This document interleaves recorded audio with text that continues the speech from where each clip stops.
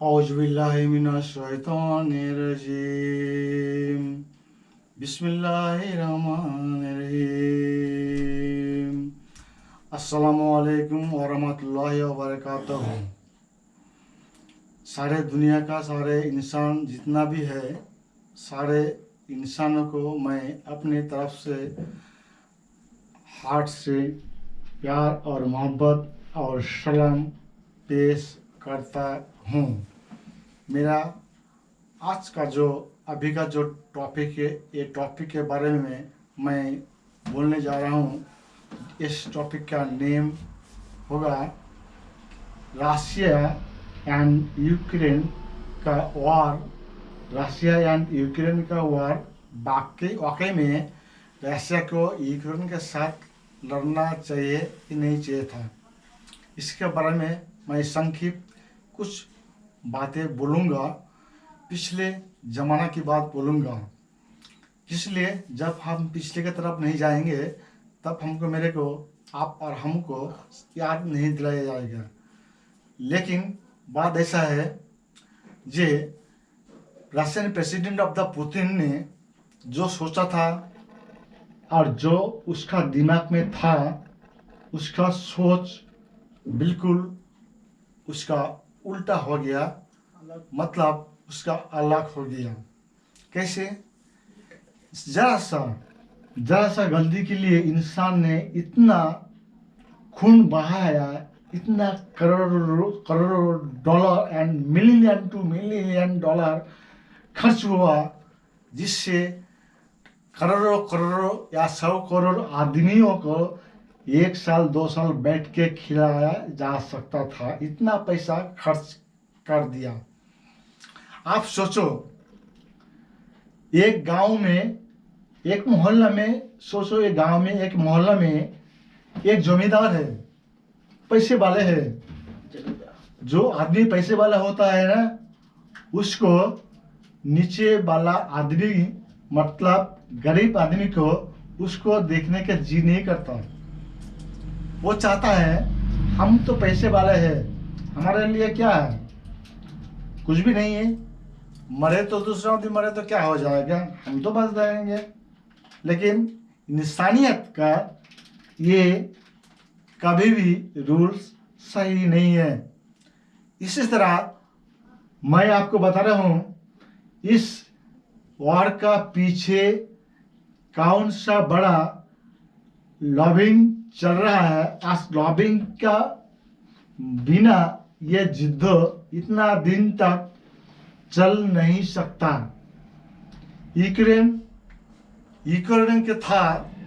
को पहले सरेंडर होना था, क्योंकि यूक्रेन अगर पहले सरेंडर हो जाता था तो यूक्रेन का इतना जो क्षतिग्रस्त हार्मलेस हुआ, इतना हार्मलेस और क्षतिग्रस्त नहीं होता था।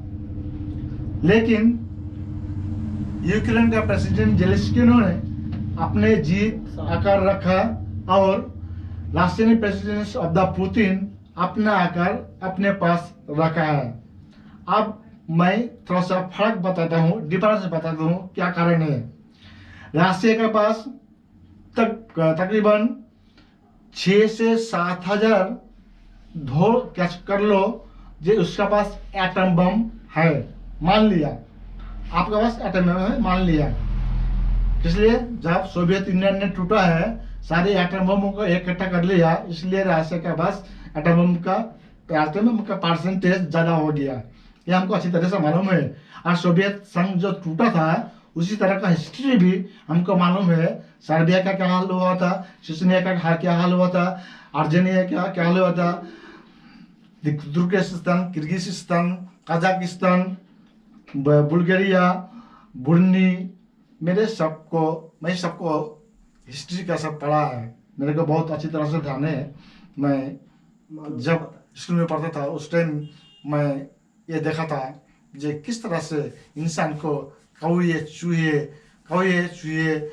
और चील चीर के खा रहा है। इंसान कब्र देने के लिए या उसको दफन करने के लिए कोई इंसान नहीं था।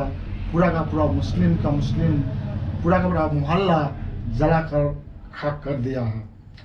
मैं बोलता हूँ ये रशियन प्रेसिडेंट मिस्टर पुतिन, आपको थोड़ा सा धैर्य दिखाना है चाहता हूँ। आपको भी थोड़ा वेटिंग करना था। किस लिए? आप बड़ा देश है, आप कोई छोटा देश नहीं है। आपके पास 90% अगर इलाका है तो यूक्रेन के पास 10% इलाका है। आप सोच लो, आपके पास 90% इलाका रहते हुए भी आपको जी नहीं भरेगा, तो जिसका पास 10% का जमीन का लैंड है, सोच लो यूक्रेन का है, तो वो 10% लैंड लेके वो अगर संतुष्ट हो सकता है, तो क्या आप 90% राशियन लैंड लेके अपने आप को सेटिस्फाई कर नहीं सकता? कर सकता था, लेकिन आपने क्या सोचा? आपको यह सोचना चाहिए जे पहले तो यह सोचना चाहिए जे ये दुनिया सिर्फ एक आर्टिफिशियल ऑफ द वर्ल्ड, यह दुनिया 100 to 100% इन द डुप्लीकेट। यह दुनिया for we are a coming in the just a moment, just a moment, मतलब किस नहीं 30 या 60 सेकेंड का जैसा है। सोच लो, मरने के बाद दुनिया का जो क़यामत का डे होगा वो 1000, इस दुनिया का 1000 साल मतलब 1000 ईयर्स इज इक्वल टू मरने के बाद जो दुनिया क़यामत आएगा उसका 1 day is equal to in the world of the day 1000 years.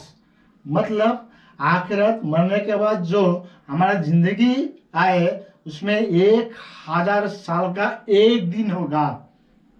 आज सोच समझ लो, ये दुनिया में आप भी आया है और भी दूसरा कोई आया है, तो आपका जितना रहने के देश में अधिकार है, सारे आपका देश का आदमी का भी उतना भी हक है। आप राजा हो, प्रेसिडेंट हो, आप सेक्रेटरी हो, पीएम हो, कोई भी हो, मिस्टर पुतिन, आप कोई मैसेंजर या आप कोई रब नहीं है। आप तो सिर्फ इंसान है, इंसान के सिवा कुछ नहीं है। आप इस दुनिया से जब जाओगी तो क्या लेके जाओगी? आपका ये चीज एक बार दिमाग से ले लो, दिमाग से सोच लो। ये आप जब मर जाओगी, मर जाने के बाद आप क्या लेके जाओगी, क्या हिसाब देना पड़ेगा? आपको बहुत जरूर हिसाब देना पड़ेगा, 100 to 100% हिसाब देना पड़ेगा। अगर हम आपको 10 रुपया दिया तो 10 रुपया का आप किस काम में इस्तेमाल किया, ऐसा हिसाब लिया जाएगा जो आप हिसाब नहीं दे पाएगा। सोच लो, mister Putin of the Russian president, you are a very, I will catch that you are a very in the clever. For this you are a president of the Russian। आपने आपका देश का कितना सोल्जर को खोया है, कितना soldier ने अपने दुनिया का अलविदा कर दिया है, सिर्फ और सिर्फ आपके जिद में। आपका जिद में 30 से 40 या 50 हजार सैनिक या सोल्जर, रशियन सोल्जर दुनिया से अलविदा हो गया, जिनका दफन भी नहीं होया और उसको लेके भी नहीं आया। ये आपका ड्यूटी, ये आपका कर्तव्य नहीं था। आपका ड्यूटी पहले था, आपका इतना सोल्जर मारा गया तो आपको सोचना चाहिए था कि हमारा इतना सोल्जर चला गया तो सारे सोल्जर उसमें शादीशुदा भी है, बाल बच्चा भी है, तो ये तो सब कुछ है, ये तो देखना पड़ेगा आपको ना, ये तो सोचना पड़ेगा ना। आपको अगर कुछ हो जाएगा तो आपको जो बच्चा है, daughter and son, mother and आपको फादर आपका है, तो क्या आपको दुख नहीं होगा क्या? तो जितना सोल्जर, जितना आदमी ने मरा है अभी तक इस युद्ध में, इस वॉर में, प्रेजेंट टाइम वॉर्स में जितना मरा है आदमी, सब आदमी का भी फैमिली है, उसका फैमिली का क्या गुजर रहा है, आप उसके बारे में सोचते हो क्या? सोचते हो क्या? कभी नहीं सोचा आपने। पैसा का घमंड और एटम बम का घमंड। एटम बम का घमंड आपका सबसे ज़्यादा है, लेकिन ये मत सोचो जब आपके पास एटम बम है तो दूसरे के पास भी एटम बम है। आप एक गिराओगे तो भी वो दूसरा गिराएगा, ना आप बचोगे ना हम बचेंगे ना वो बचेगा, कोई नहीं बचेगा। इस दुनिया में कौन रहेगा? इस दुनिया में सिर्फ जानवर ही रहेगा। सोचो, इंसान के खाते, इंसान के नाते, इंसानियत किसको कहता है? जिसका दिल में रहम नहीं होता है, जिसका दिल में दया नहीं होता है, जो इंसान होके इंसान को माफ नहीं कर सकता है, गोली से छलनी कर देता है, जो बम से उड़ा देता है, ये इंसानियत नहीं है। इंसानियत वो होता है जिसका आँखों में आंसू आ जाएगा। किसी इंसान का दर्द देखते ही उसका आँखों में आंसू आ जाएगा, और ये आंसू आने वाला आदमी वो हो सकता है जो ईमानदार आदमी है, जो रियल आदमी हो, जो परफेक्ट आदमी है, जो परफेक्ट रब को मानता है, वो होगा सबसे रियल आदमी। जो माइनस नेगेटिव रब और नेगेटिव रिलीजियंस में जुड़ा हुआ है, वो उसका आँखों में शक दिखाई देगा, नरमी कभी दिखाई नहीं देगा। लेकिन Islam of the religion, in the world of the peace, in the invited and every world, anytime, 24 hours, in the world of the people, we are want a peace. In the world of, I will request in the world of people, please pick up of the slogan, this slogan name of we are wanted to a world of peace. In the world of every people, please, I will request it and I will invited that please tell you and pick up your slogan. That slogan name of the we are one to world of the peace. Peace without we are don't to want any things. We are a world of only one peace. Every world of the people have a firstly duty and responsibility and should to be done 100%. I request. Okay, thank you. अस्सलाम वालेकुम और रहमतुल्लाहि व बरकातहू।